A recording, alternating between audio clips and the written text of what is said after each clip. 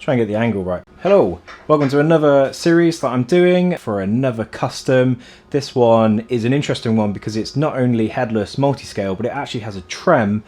And this one is a type of hardware that I've been familiar with, or at least seen in other variations. But then I noticed that they actually did the exact bridge that I wanted, and this was a perfect opportunity to not only see the bridge but use it. And all those details will be revealed soon. So what I'm going to do now, I've got it all drawn up, designed, and the customer has signed the dotted line. He's happy, we've got the parts. So now all I need to do is start cutting the wasteboard to take on my staging for the neck. Then because of this first time of using the bridge, I'm going to basically cut it out of European ash that I have kind of as a standard stock, so that I get the intonation perfect, and then any anomalies that need to be changed, then it does it on the little cheap bit of wood, rather than ruining on a first attempt bog oak and a swamp ash body, which is a costly error, and I don't want to recoup that myself. So without further ado, I'm going to crack open a Red Bull and get to it. And shameless plug, there it is! Get on, Judge.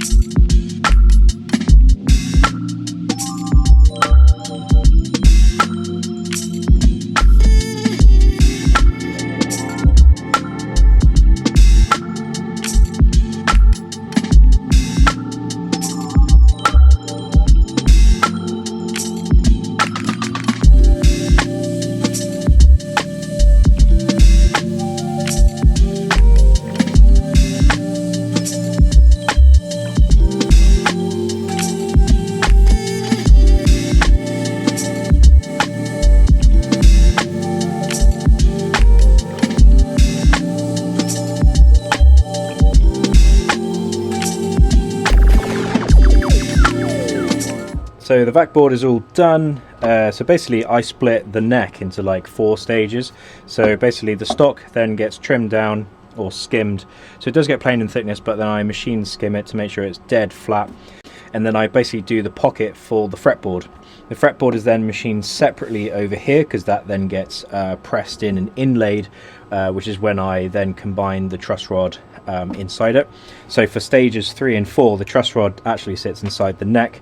Then I skim the fretboard into the stock, so then it's the correct thickness. Then I rough and smooth the contouring on the back of the neck, which this one has an interesting profile for ergonomic reasons. It's what the customer wanted, and basically we went through the rigmarole of 3D printing it to make sure that he was happy with how I designed or like replicated this particular style of neck on the back, or neck profile.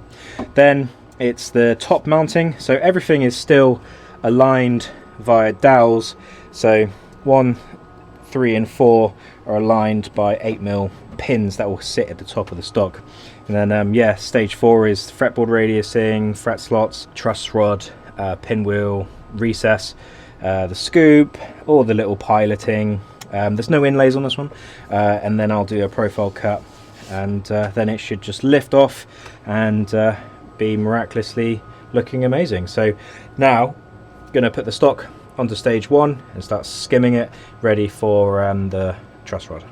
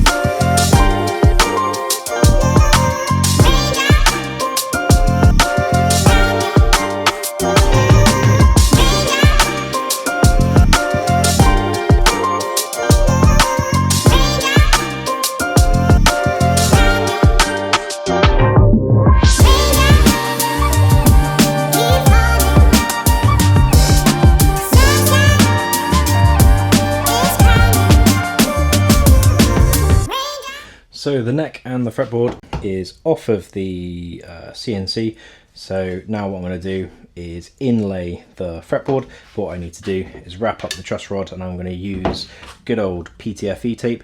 So what this does, it actually keeps it nice and snug and takes any sort of, you know, tolerance out of the gap, but also prevents any unnecessary moisture. And then I'll put a bead of black silicone, because of where you've got a flat and then a round where the rod actually is. It will basically sit around that and make it as snug as possible to stop any rattle in the neck. And then I'll put a bit of masking tape just down the center to stop any glue going in. Now there probably is an argument really of when you actually put the clamps on and compress it, that, you know, the glue is going to find the path of least resistance and probably splurge out, which it will come out to the sides a little bit, because what I've done is a 5mm pocket, but this is actually still 6mm, so I want to be able to get that pressure down into that pocket. But yeah, every little helps. So let's crack on.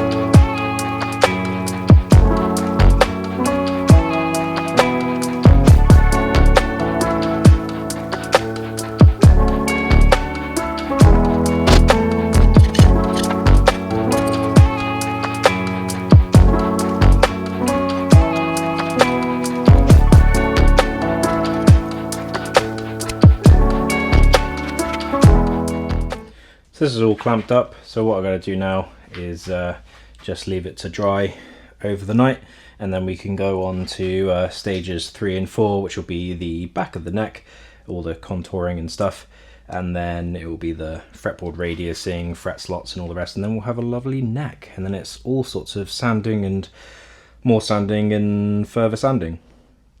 Yeah. Neck is all dried. It's been left to set for 24 hours. Cure times on glues always say like an hour or something. I just never believe that. So let's get these clamps off and then back onto the machine. So like I said, we're going to go straight onto stage 3 and then stage 4, which will be the longer of the two, but this is where all the fret slots and radiusing all happen.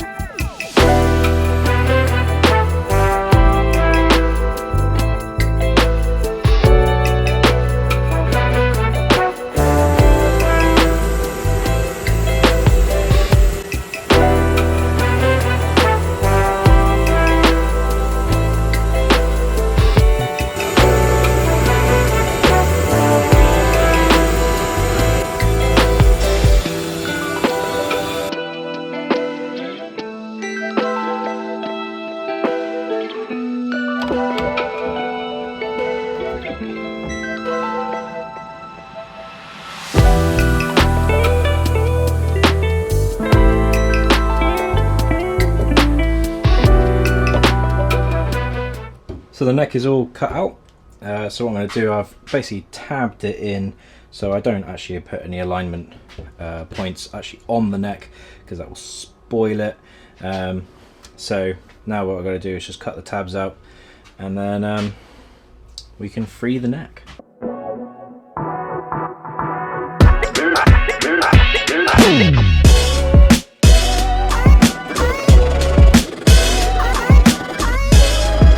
So in my usual way, what I've done, so I've just taken off all the tabs and just used a file just to bring them in. So yeah, in my usual way, I've 3D printed some little guides. So hopefully if I can, so that goes there. And then this drops onto there, screws down, so basically wedges it into the gap, and then I can drill straight down there and it'll line up with where the truss rod adjustment is. So yeah, I'll just get on with that now.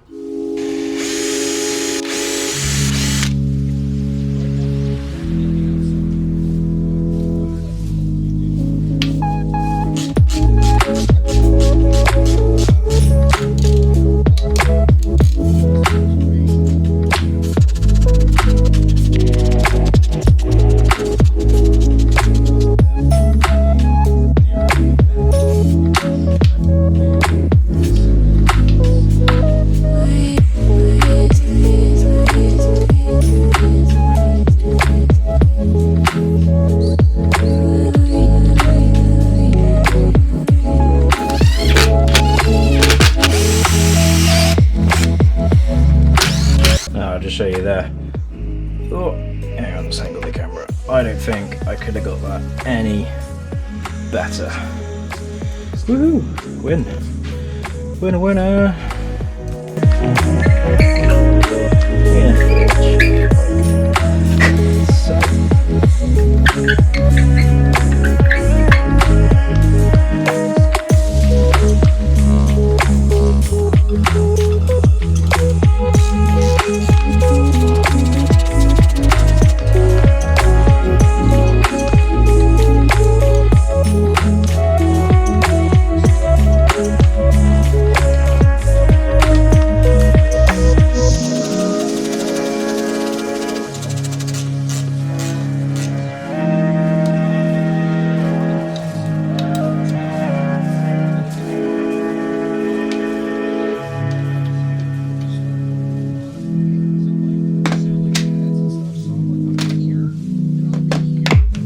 So I'm going to call it there for today. The neck is all machined out. Just got to get the side dot jig put in, which I'll probably do on the next video, and then just kind of feather in these edges just from where the cusps are. But yeah, it's all looking pretty nice. I put the inserts in for the headlock and where it goes into the body. So yeah, and everything lines up really nice. There's no noise, it's nice and solid. The customer's gone for a 16-inch rad on the top, so it's quite flat. I assume he's going to be doing some shreddy stuff with this, and he chose the profile on the back, which is very similar to something that already exists, but I won't call it that. But that's what the client wanted, so that's what he gets. So without further ado, if you've liked this, please let me know down below with a comment or anything lovely. Please subscribe because it really does help the channel a lot. Thank you for reaching the end of the video, and goodbye.